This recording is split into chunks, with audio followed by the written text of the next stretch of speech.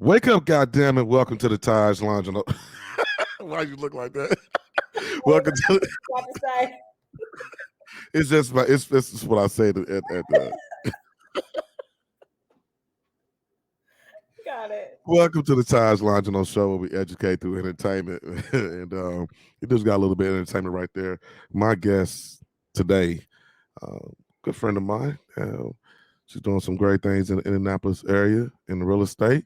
And I want to bring the information to the people. As I was telling her just a few minutes ago, this is the generation of the information they want to know. And so I want to bring the information to you. Maybe some things you already know, maybe some things you didn't know.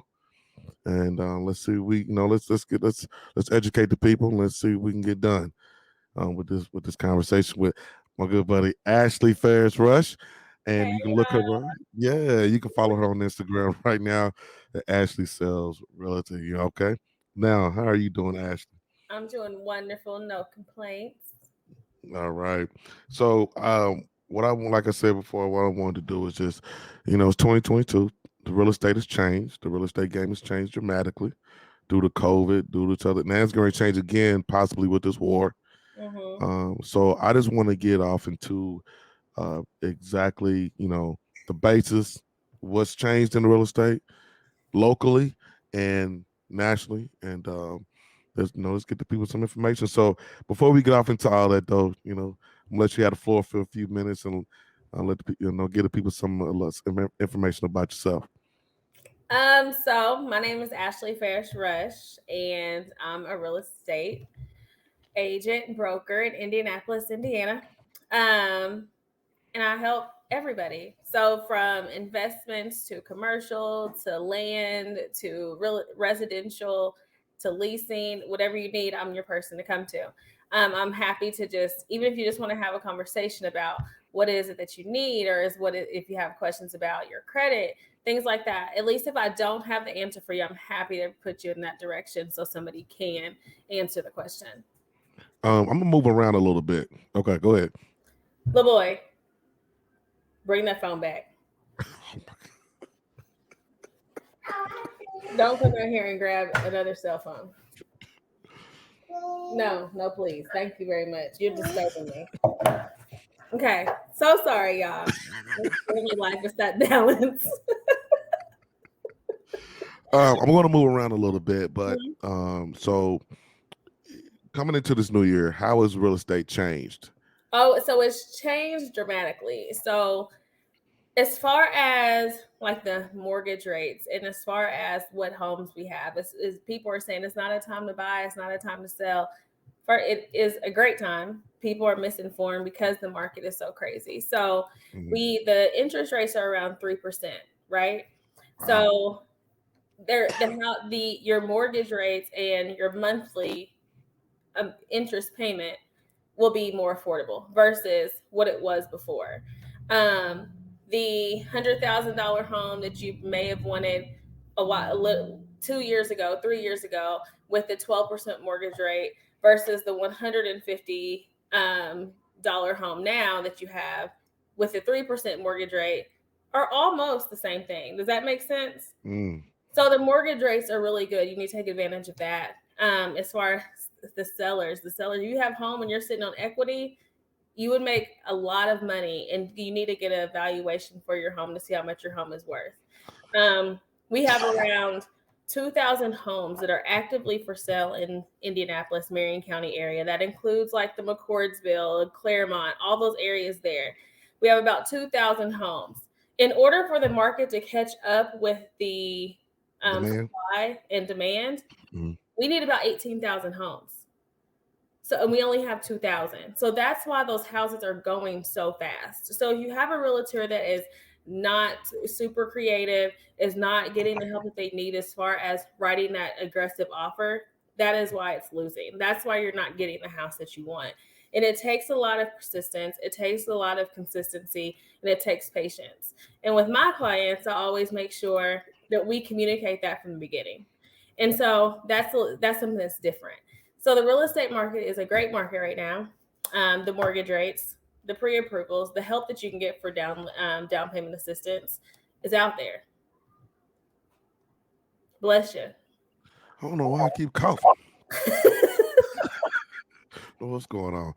Um, why is it that the information is being um, misinterpreted? Because not too long ago they were saying, it was probably what, maybe not even a year ago, it was saying, "Oh God, sell your house, sell your house, sell your house," and then a couple months later, "Oh, it's too late to sell the house now. You're not going to get what you could have got months ago." It's just like going to the store. So when you go to the store and you see a pair of pants that you bought 10 years ago, now they $150, but you bought them 10 years ago for $20. Mm-hmm.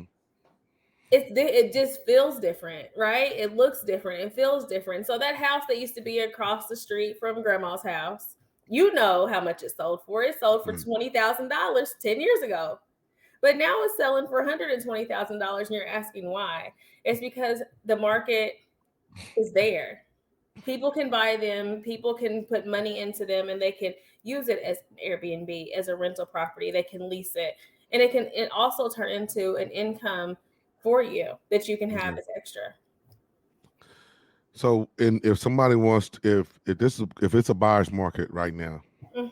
so pretty much is, and you don't, but there's not enough inventory, correct? There's not enough inventory for all the buyers.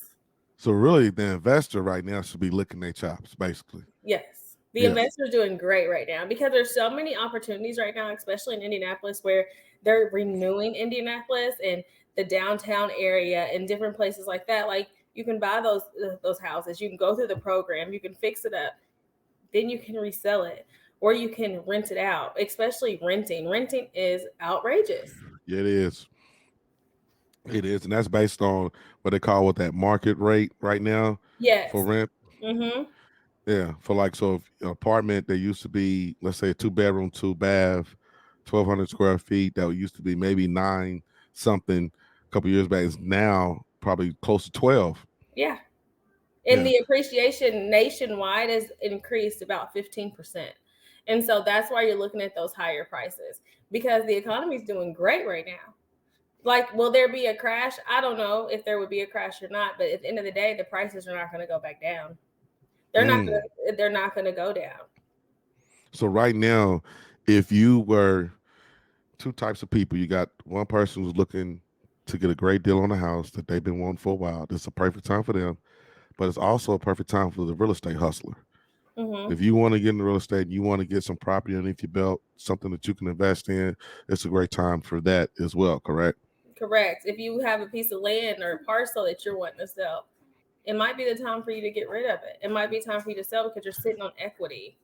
Now, is there a window that you feel like people have? You don't do this within the next, let's say, 12 to 24 months, or do you think this is going to be this way for quite some time? That's locally and nationally. I'm asking. Well, like I said, the prices are not going to go down. So, Right. and it depends on where you're at in your life. Like if you have the money for the down payment, for the closing costs, for the private mortgage insurance, if you have all of that, then go ahead. Don't wait for that. But if you have to wait because you have lifestyle things going on, which all of us do, then wait.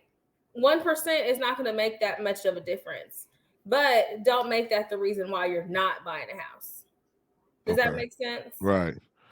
Okay. Now, even when you just mentioned the down payment, now we know most people feel like you have to have the huge 20, what was it, 20%. Now, kind of explain that for people. Like, it's not the same as it used to be. It's not the same. So, can you elaborate on that a little bit? So there are different programs that you have in order to be approved for a home. You have a FHA, you have the veterans, you have the FHA conventional, you have the FHA 360, you have conventional loans, you have all types of stuff. So it depends on where you qualify.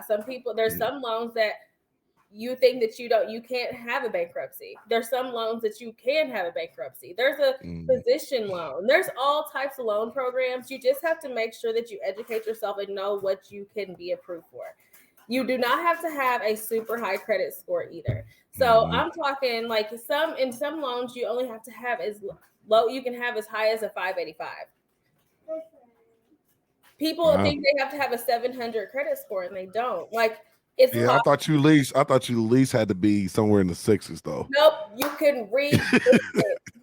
You can remix it. So if there's ways to figure it out, and that's why working with a local mortgage lender is Mhm. a plus. Like the ones that you are going to online that you see on TV and stuff, support your local lenders too.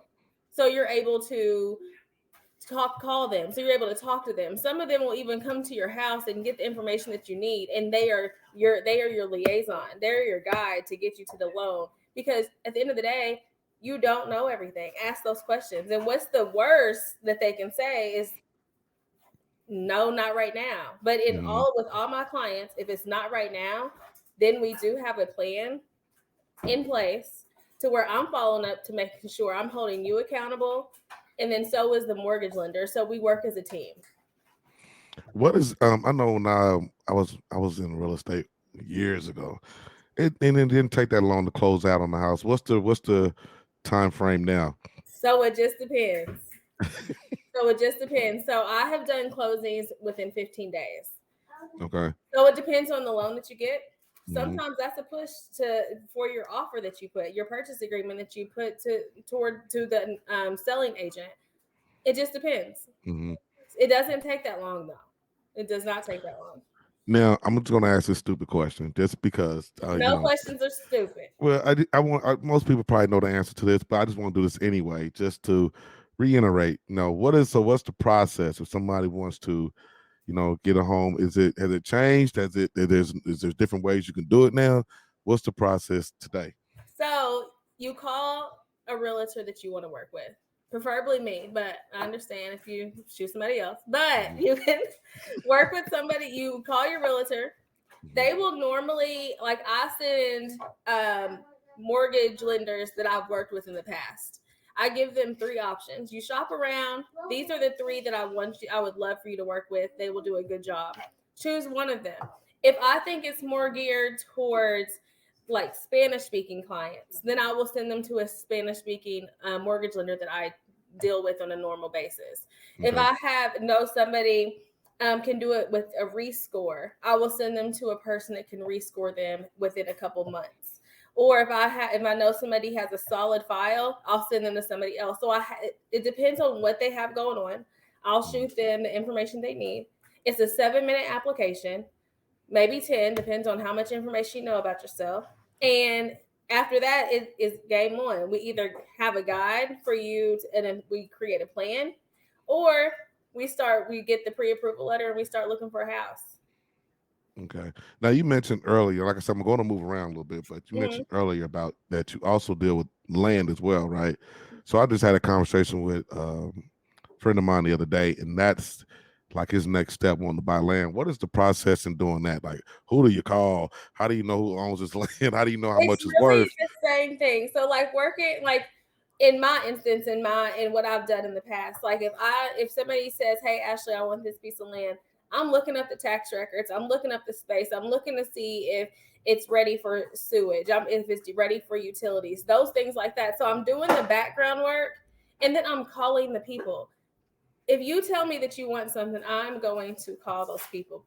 Like I said, persistence. So I'm calling them. I'm going to talk to them, and that's where I've gotten a lot of my clients in the past was just by calling them. I'm reaching out to them, like, "Hey, are you ready to sell your land? I just sold land down the street for this much. So do you want to sell it yours now?" And they'll be like, "You know what? I've been thinking about it," and that's how it works. And then you have your 40 acres and a mule. Oh. So let's say, and I'm going to go to this. Like I said, I'm going to move around. Let's say somebody wants to be an agent or they want to be a broker. I actually know somebody who's actually just got done taking that hard test. Good job. Good And job. yeah, and this is a very intelligent brother. He even said he struggled. You know what I mean? So if somebody wants to, get off into that business, Hmm. is there a certain criteria anybody can get into it? What is the process with that? So you have to just be dedicated, right? You have Hmm. to make sure you're putting in those hours, that you're studying, that you're taking the test. And it's not cheap either. So it's not something I can take a test and I can just do this tomorrow. It's not cheap. So you're paying the fees, you're getting in there. But after you take your state and national exam, or after first, let me start over. After you take your class, and then you pass your state exam and your national exam, in the meantime of passing, you should be interviewing brokerages. You should be interviewing brokerages, look up their reviews, see what other people have said about them, follow them, see who you have that interaction with that you can relate to. Because every brokerage isn't right for that specific person. So you find that where you could be a good fit, potentially see yourself, and you just gauge from there. What is one of the biggest misconceptions about the business? The biggest misconception is that it's cheap. People really just think that you don't have to pay for stuff. Like you don't have to pay for business cards. You're not having to pay for signage. You're not having to pay to market. You're not, even though your brokerage helps out with a lot of that, Mm. the MyBoard fees, different things like that are fees that you have to pay for. And it's fine. It comes as a part of the business like you have to pay for any other business and investing in yourself. But just know that it's not free. Like nobody is giving you free stuff at the end of the day, and nobody's giving you free leads either. Mm. So you're not getting, it's not like your phone is ringing off the hook as soon as you get your license. Right. Now, see, I think that's where people get, as soon as they get into it and they got the license and they want to start, I think that's where they get lost at. Because Yeah. how are you going to generate leads? What, how do you get people to trust you? Like, how did you, I don't know if you can even talk about this, but how did you get people to trust you on your first time when you was first getting out there? It's people that I knew. It was Yeah. people that I communicate with. It's people that can know me and can vouch and say, contact Ashley. Like Oh, she'll take hell care no, of hell you. no, hell no, call her. And so that's just what it is. It's that the people know that I'm going to work hard for them and I got them. So it's just being comfortable. And plus, once I meet a person one time, anyways, like it's usually really Oh, okay, you just cocky with it, huh? just ooh, ooh. I'm just playing. But no, I just want people to understand because I do know a lot of people that's just getting in, just about to get started in the Mhm. business. I know people that want to get into business, and I just want them to hear it from somebody who's already in it and that's doing it. That is just not jump in and we just start selling houses. Yeah, just don't just get discouraged though. Like whenever you get into it, you pass your test and you're there and you don't have any phone calls. You don't have nobody in your friend group is looking for a house. Their aunties, your uncles not looking for a house. Don't get discouraged. Just keep continuing to work on your business, continue to grow. Make yourself uncomfortable. As soon as you're uncomfortable, things will start flowing and just master that. And that's what I'm doing. That's what I do every day too. Like I'm not always comfortable talking to certain people, but that's where I have to talk to them. You don't like. Oh, Sometimes people be like spooking me sometimes. I'm like, wait a minute. I can't imagine you like you. I've always been confident. I can't imagine you being kind of scared to talk to somebody. Because That's a sometimes new. people just be like, I don't want to talk about it. You know what I mean? Like, I Mm, don't want to talk about real estate. And you don't want to be like, well, come on, just talk about it right now. Let's just talk about this. mm, Those are the conversations. I'm not like, I can talk to people about anything, but like, I don't want to be that person, you know? Like I right don't want to be that person where she just got on my nerves. I do not feel like talking to her right now. When it comes to real estate investing, right? now. Um, I know in certain cities right now everything is going up. Like I got a buddy out in California, and he told me the house that he wanted was X amount of dollars, and now it's like 5 million within a Mm-hmm. couple of years. Like, does location matter? Oh, Bless you. All right, goodness. two Excuse times, me, y'all. two times. Does location matter in the success of your investing? When you're investing in real estate from a business standpoint, not from just buying a house Um, based on yeah. of course. So location, proximity, all those things to take into factor, and you also Mm, have to know who you are wanting to attract whenever you are investing to. So you want to know what your client is. But based on location and proximity and things like that, you are always able to market towards the people, your customer. And mm, so you can always maneuver it to where it's going to work for you. It can mm. be profitable and it'll be good for your business. Is it still beneficial to like I know the Airbnb business is taking off. Mhm. I just did my first Airbnb this past weekend. Good for you. Like you Yeah, stayed there, you started one. yeah, I stayed there. Yeah, yeah. See, I like But staying Airbnbs. it's we'll talk about that later. But first experience wasn't the best. But Was it dirty? no, we'll talk about that later. But Okay. it wasn't dirty. It was actually it wasn't it was cool house. It's just something that uh, they've neglected to inform us on, and we had to find Hopefully out they on didn't our own. have cameras in the closet. Nah, it's close, close, Oh close, my gosh. close. Yeah, close. But it's almost beneficial. I know back when I was in it, renting and real estate money, rent money was great, even though people didn't like to pay their rent. You It got it. was They'll pay it eventually. it was great. Now in 2022, is it still is renting out property still good, or is it better to buy, fix up, and flip? In your opinion? Both of them are great. Both of them are great. There are so many duplexes right now that are for sale that Mm-hmm. are ready to be flipped, and you can make it into an Airbnb. You can make it into a rental property. Income properties are always going to be great. It just depends. Do those Mm-hmm. numbers, but with income property, it's income that's always going to be consistent. That one check, you want to get one check or do you want to get multiple? And so I would either way is great. Either Now, way, do you now? Because and I'm just and like I said, we just going through it, but I didn't have a property management at the time. Do you mhm. suggest people if they're going to get off into renting out properties that they have a property manager? If they do not have the time to give their tenant, then yes. If they Okay. do not want to be that person that they're calling on the phone, then yes. So I have several doors that I manage for people, Mm-hmm. but that is just because I enjoy it. They don't have to even talk to the resident. They don't have to even get the rent checks from the resident because it's all a system. They appreciate that. So it depends on how much you want to be into your business. Property management just makes that you are not being bothered unless it's Yeah. by a property manager. So it depends on your lifestyle and what you want to do, and you decide from there. Now, if somebody wants to, let's say they buying their first property, right? Mm-hmm. For an investment, um, they're buying their first investment property. How do you know? How does that person know, the investor know, if the price they pay for this house Mm-hmm.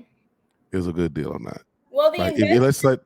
let's say they don't really have, they just know they want to get a property and rent it out. And I'm talking about the beginner. You know what I mean? The person just Mhm. getting started in the business. How how can they make sure that they're not getting screwed over on this sale of this house? And you're talking about like the worst of the properties, right? Yeah, I'm So, just I mean, just in general because you know, yeah. so what I would suggest is that whenever you make that appointment with your realtor to go over there, that you also make an appointment with your contractor to go with you, or you make another appointment to go back with your contractor. So you can have that contractor is going to say, this is going to cost this, this, and this. And you get that stand up person that's going to tell you exactly what you need to put in there and also be able to create that spreadsheet to say, this is how much money. Let me sit down. Let me get this bid together so I can know how much we're putting in this as far as plumbing, roofing, everything. And let me also get the information about what has been done in this home, what's been repaired, what's been replaced, so I can put those together and get you a reasonable number. So you just have to have that team. Okay, now and I'm just like I said, I'm asking these questions for those who are just starting now. But what a person um, know if they have the right, if they got the right, team as far as somebody's gonna go in there and give them the. And I'm let me go. I had the experience, Mm-hmm. and so I didn't want nobody else to go through the same mess that I went through when I was early in the game, didn't know, and I Mm-hmm. was going based off what somebody else was just telling me, and me end up in a bad situation, right? So and overpaid for houses, Mm-hmm. right? So I'm just asking for those individuals like myself who went through it before. How do you know if you have, this the right people, man, and just the right whole situation, so you don't end up in that situation that I was in. So I know that I will do a comparative analysis on the houses that have been sold that are very, very much like the house that you're buying. Hmm. Once I do that, I'll give you a price. This is what it's listed for. I'm suggesting that you offer something between this and this, but you let me know where you want to come in. They just had a roof that's 8 years old. Their plumbing is bad. They have sewage leaks. There's not pipes right in the municipal system. All of that. They already have it in the disclosure. So I'll just make sure I highlight that. Also give you the comparative analyst. And then I'll be like, hey Taj, do you want to go back with your contractor and walk through this house again? I'll block out an hour for us to be there. We'll go through everything and we'll put how much money we might have to put into this home. And then you can make the informed decision as an investor to be able to make that offer that you want. Once we get past that offer part and we have this house and you walk in and something else messes up, that's just a chance that you're willing to take. Because there's no real way to say there's not going to be anything that happens in this house. But if Right. it's like a house that you know that needs to be gutted down, like you just have to make sure that you have that as a part of your money that you're going to have to spend. Okay. Now, as far as Indianapolis goes, what's the market like in Nap right now? The market is great in Indianapolis, Because McCordsville, Sheridan, all this guys, Zionsville, Westfield, Greenwood. it's just not enough inventory in the city, but the market itself is a go because as we know, they're building up instead Mm-hmm. of building out. You know what I mean? It's more apartments and condos, and so But is they have that to build more apartments and condos because we need more places to go. okay? Because But what? people are selling their homes. So, like right now, if you sell your house and you're trying to move, it's like you put your house on the market today, they want to close in a week. You may Mm, not be able to find a house. You might have to go and Airbnb it for until you find a house or you find an apartment because apartments do not have they have little availability in the desirable neighborhoods.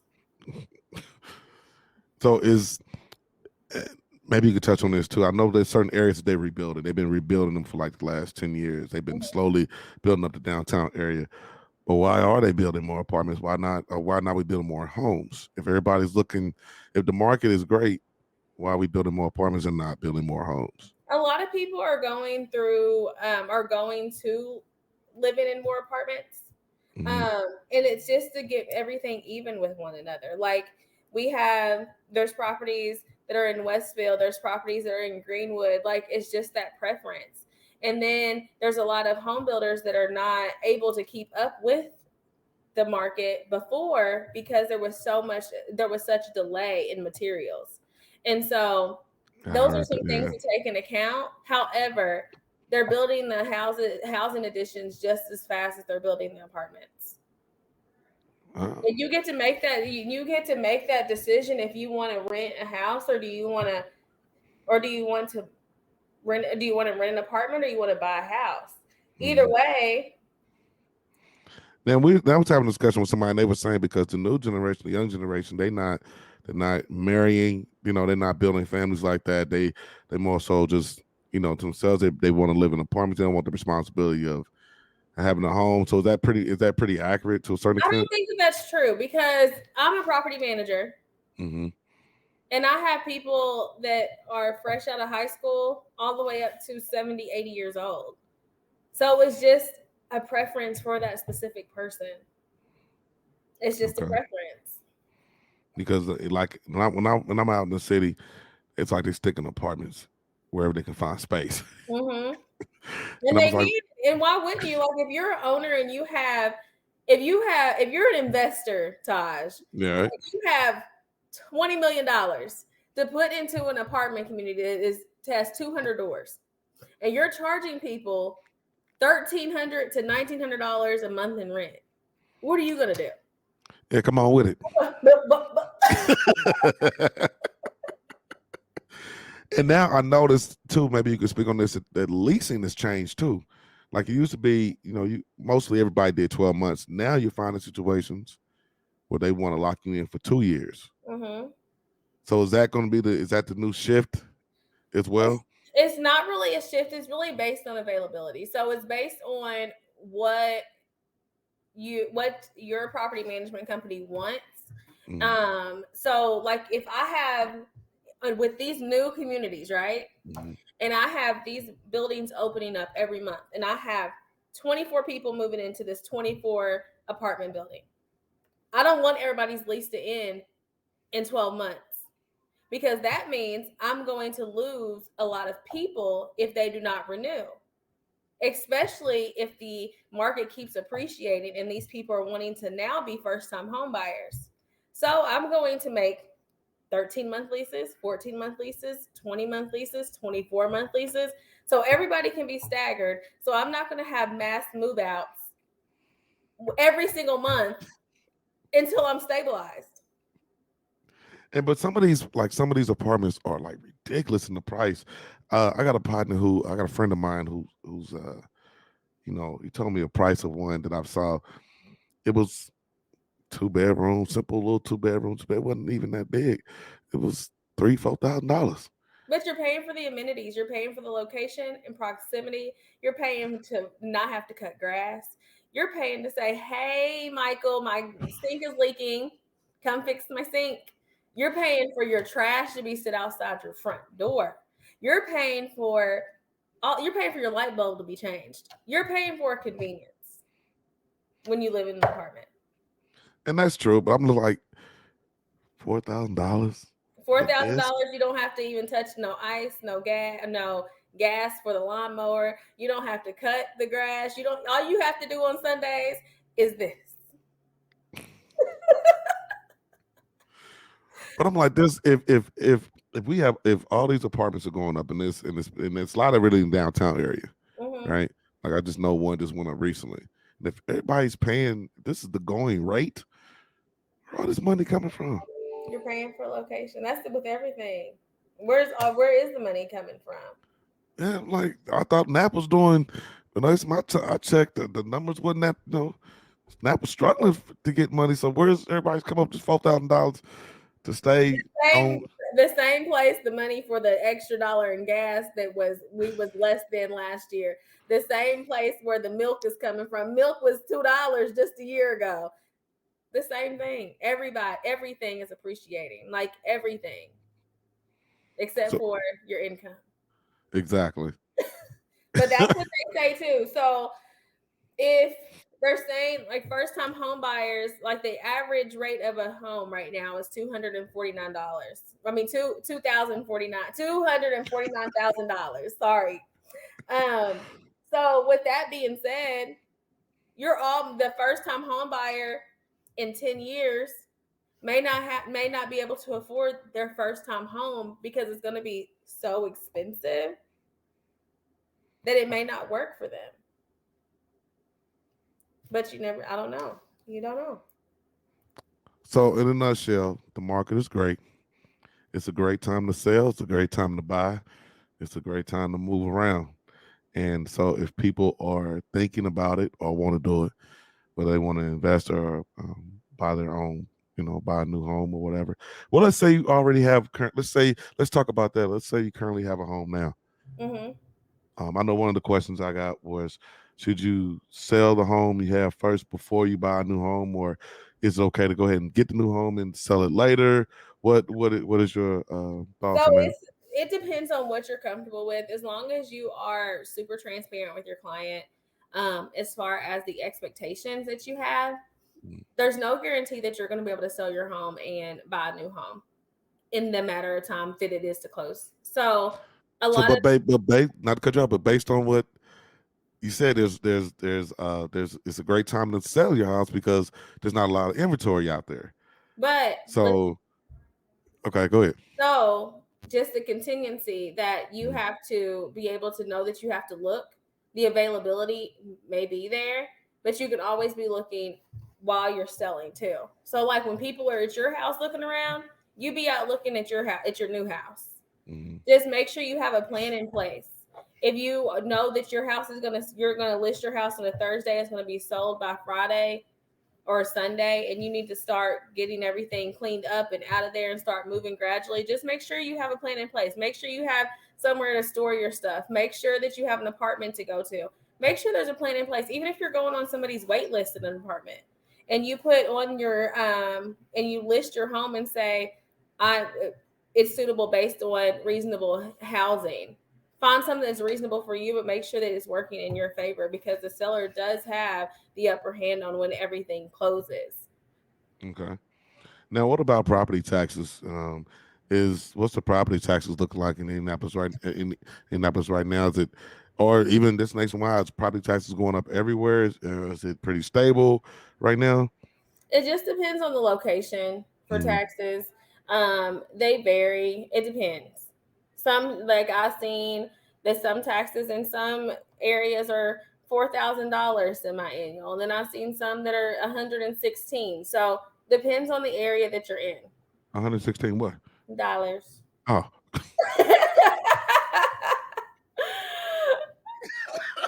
I was going to say, what the hell? Where the hell they No, live? not here. Okay, okay, somewhere else. Okay, cool. So, um, I hope I covered everything that I covered because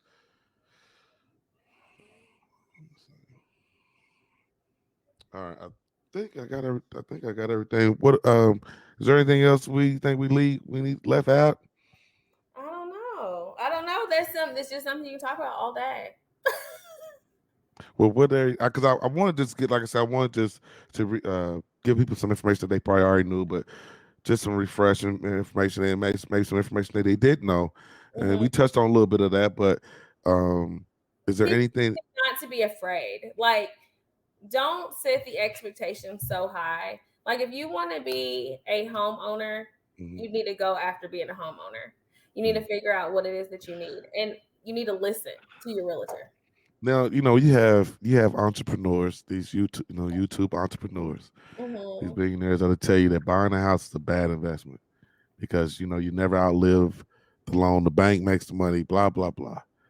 What is your thought process on what is your opinion on that for those who say buying a house is a bad investment? It's not an asset; it's actually a liability.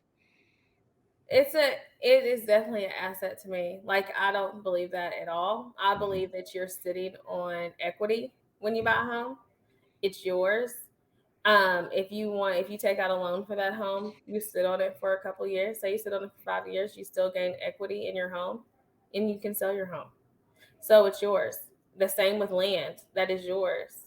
Hmm. And I think it's a great real estate is a great investment. It's the best investment. Now, as far as commercial property, we haven't really talked about that, but as far as commercial property, it's probably the last thing I touch on.